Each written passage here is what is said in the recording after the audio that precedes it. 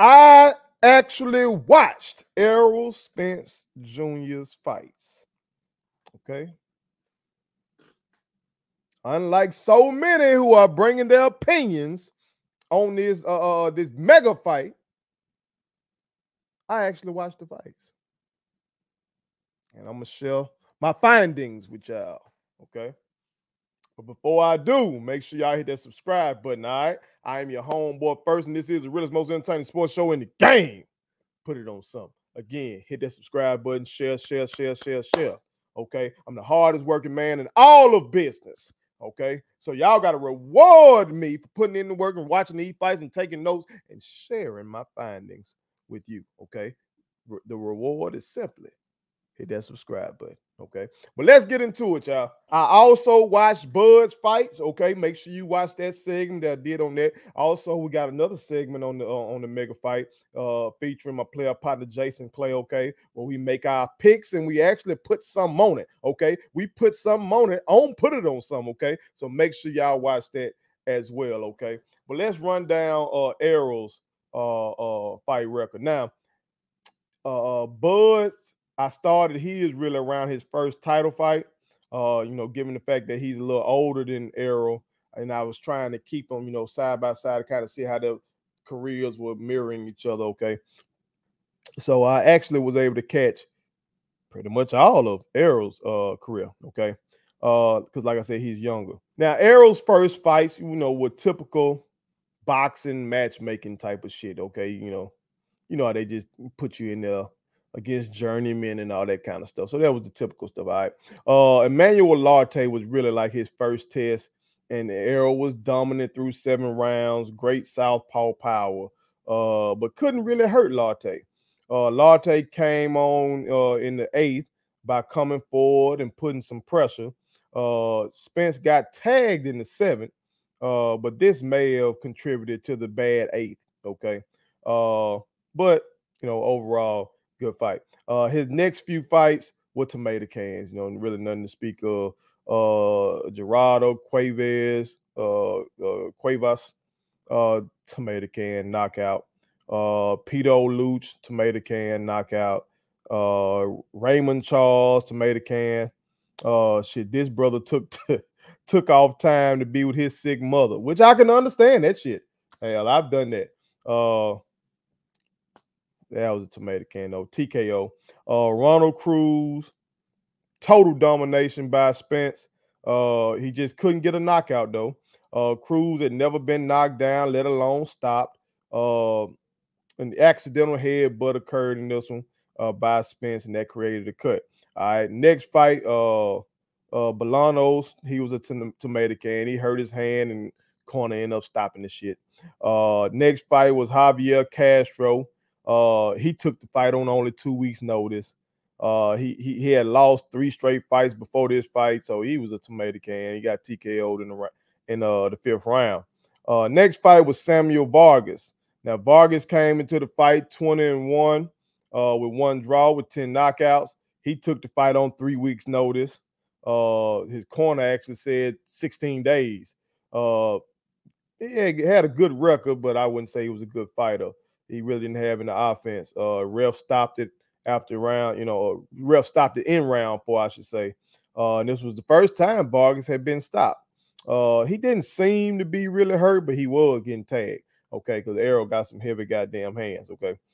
His next fight was with Phil LaGreco. LaGreco came in with 26-1 record with 14 KOs. He took the fight at the very last minute.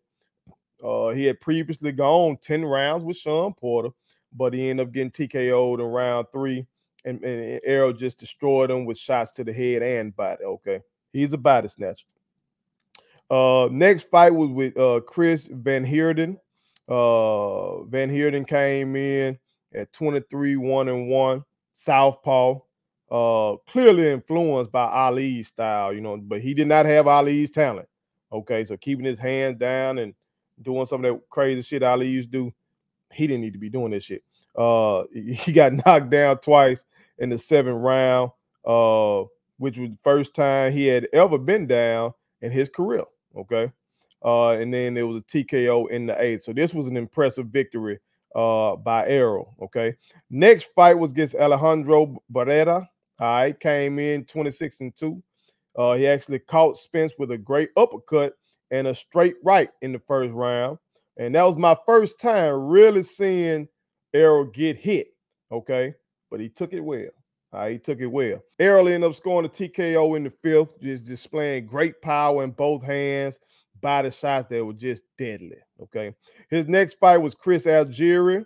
Algieri came in 21-2 with 8 knockouts. He had only lost to Pacquiao and Amir Khan. Spence's first time facing another champ was this fight. Okay. Spence scored a knockdown in the fourth. He landed an overhand left just on the button, okay, and ended up knocking him out in the fifth. And as I put in my notes, this boy has a thunderous left hand, okay, and I think most of y'all would agree with that if you've seen him fight. All right, the next fight was Leonard Bundu. Bundu came in 33-1 with 2 draws, also with 12 knockouts. His only loss was to Keith Thurman, but he was 41 years old at this point, okay? He was a switch fighter, and he switched frequently, okay? So if you want to use this as like a barometer of what Spence might do against Bud, you can try that, I guess. All right. The winner of the fight would become the mandatory challenger for the IBF welterweight title.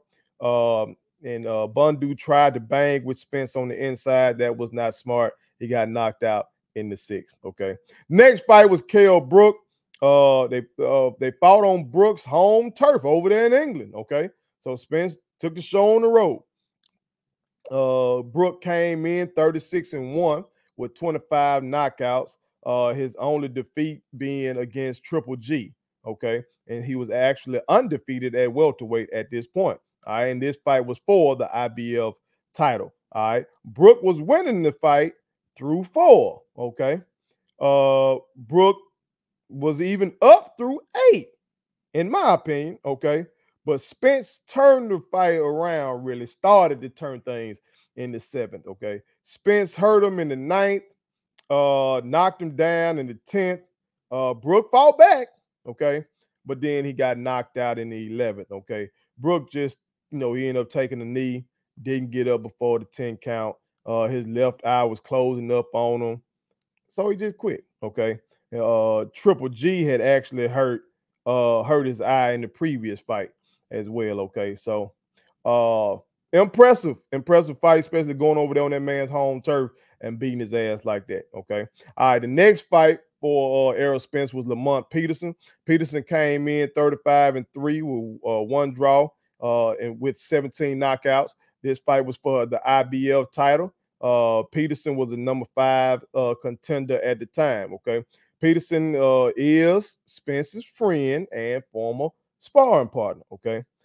Now, I don't know if that played a role in this fight, but I do know that Peterson's defense was trash. He ain't had no head movement, no foot movement, wasn't doing nothing. He basically was just sitting there not throwing punches, barely throwing punches, okay? He got knocked down in round 5. He got up and finally fought back, but the corner ended up stopping the fight after the 7th, but it went down as first 1 second of the 8th round, but really that shit was over with, okay, after 7, okay? Next fight for Spence was Carlos Ocampo.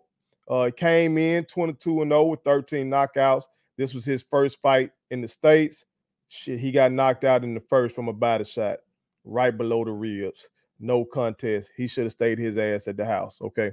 Next fight was with Mikey Garcia. This was an interesting fight, given the fact that Mikey Garcia came in 39-0 with 30 knockouts. He was the current WBO lightweight champ. He had moved up in weight. The man started his career as a fucking featherweight. Okay. So he had moved up considerably to fight a guy who's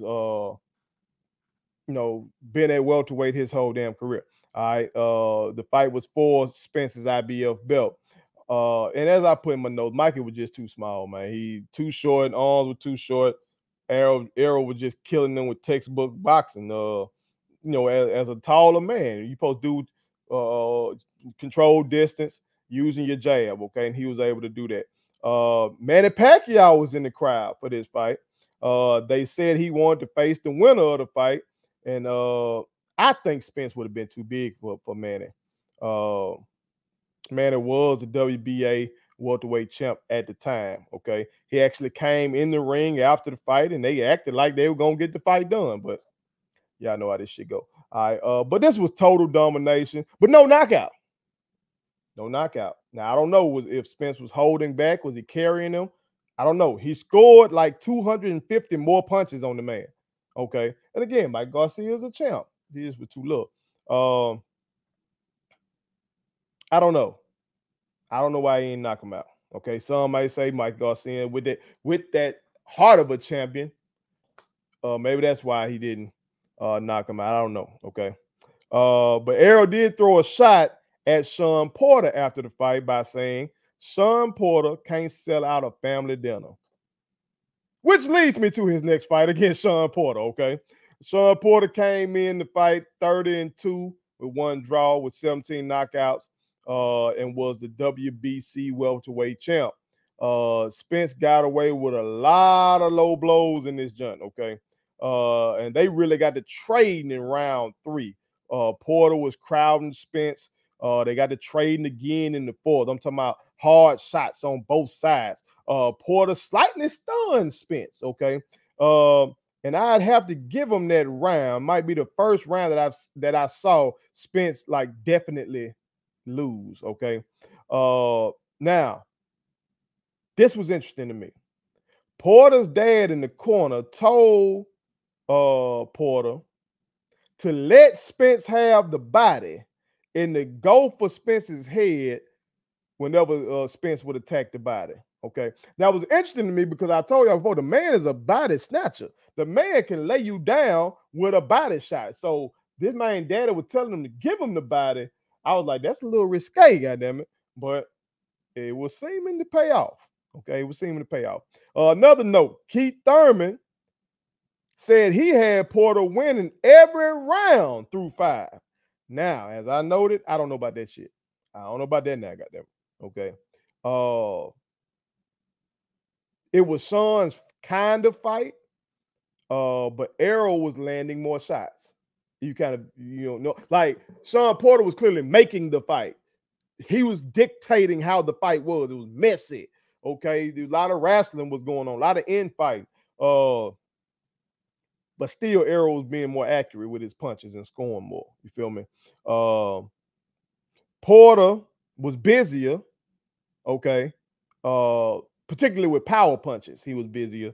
But Spence was just more accurate. Okay. By fight's end, the number punches thrown was actually even based on CompuBox, but Porter had thrown well over 100 more power shots.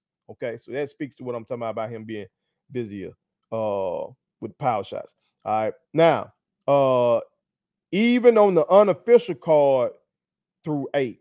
Okay, it was even on the unofficial card, and I don't know who had the unofficial card on this joint, but they said on the unofficial card they had even. Okay, they show you how tough a fight it was. I actually had Porter up through 10. Okay, for some of the reasons that I'm telling you about. He made it his style of fight.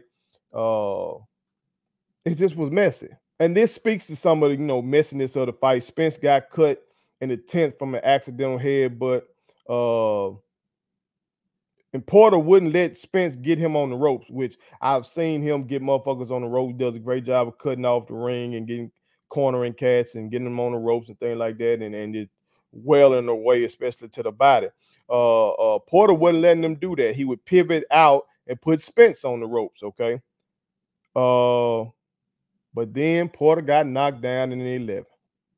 Spence caught him with a short left hook on the inside, right on the chin. I'm talking about textbook on the chin, okay? Porter got up saying, let's go, let's go. And then he got right back to fighting. He showed a lot of heart, okay? Another note, though, one of the announcers called these two the class of the division. And it's like they were acting like Bud Crawford didn't even exist, okay? But over the guy, PBC guys, okay? So, you know, them politics play a role in it. All right. Spence pulled ahead, though, in the 11th and the 12th, in my opinion. The knockdown was also key. This was a great fight. It had to be a Fighter of the Year nominee at that time. If it wasn't, then goddamn it, something was wrong. Okay. But the judges called it a split decision. Okay.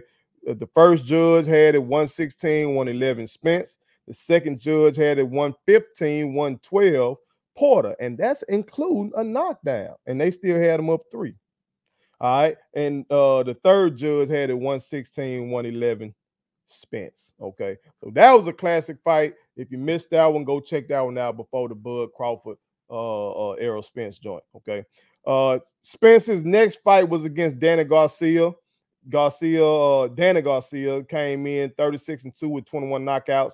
Came in undefeated against leftists. But he ain't faced nobody like Spence, okay? His losses were to Keith Thurman by split decision and Sean Porter by unanimous decision, okay? This was the first fight for Spence after his car crash. All right, Garcia got cut on the nose from a headbutt, but Spence just was outscoring him, man. It was kind of uneventful through 8, but Garcia did cut Spence, all right? Bud Crawford was at this fight. Okay. And Errol ended up winning by unanimous decision. Danny left with a badly swollen left eye. He just got work with that jab all night long. That right hand jab from Errol Spence. He worked it all night long. Okay. And then the last fight was against Ugas. Ugas came in 27-4 with 12 knockouts and the WBA belt. He had taken Manning's belt, okay? Ugas landed some shit late in the 3rd round, but then, you know, it was a typical Spence fight up until the 6th, okay? Him being busy, doing what he does. But then some weird shit happened, okay? Something that I actually seen in the Garcia fight. Okay, Ugas knocked out Spence's mouthpiece, and then Spence stopped defending himself to try to retrieve the mouthpiece, okay? Now, like I said, he did the same thing against Danny Garcia, but it was near the end of the round. So when he did this shit against Ugas, hell, Ugas kept punching. And he caught him with a flush right hand that knocked him into the ropes. Spence got back to business after that, though. Okay, again, that speaks to his chin. He almost shut Ugas's eye, his right eye, after a left uppercut that was nasty, vicious, okay? Ugas, you know, after that shit, he just was standing around being a punching bag. Hell, the ref paused the fight to have Ugas's eye checked in the 8th. Doctors let the shit continue. That shit should have been stopped right there. The man's eye was like, that man couldn't fucking see, okay? Fight was finally stopped in the 10th. Ref called the doctors back up, and you know, it was a wrap. But I do have in my notes, like, why is he carrying these guys? Why don't he just knock these motherfuckers on out like he was when he was on his knockout streak? But I don't know. There it is, though. Okay, that's Errol Spence's fight record. All right, textbook fighter, a fucking machine, throws a lot of punches. All right, and we're gonna see what transpires this weekend. Y'all chime in, let me know what y'all thought of Errol's fight record and who y'all picking in the mega fight. All right, put it on some. Thank you so much for watching my daddy's YouTube channel. Make sure you like, share, and turn on your post notifications. Okay, how do I do it?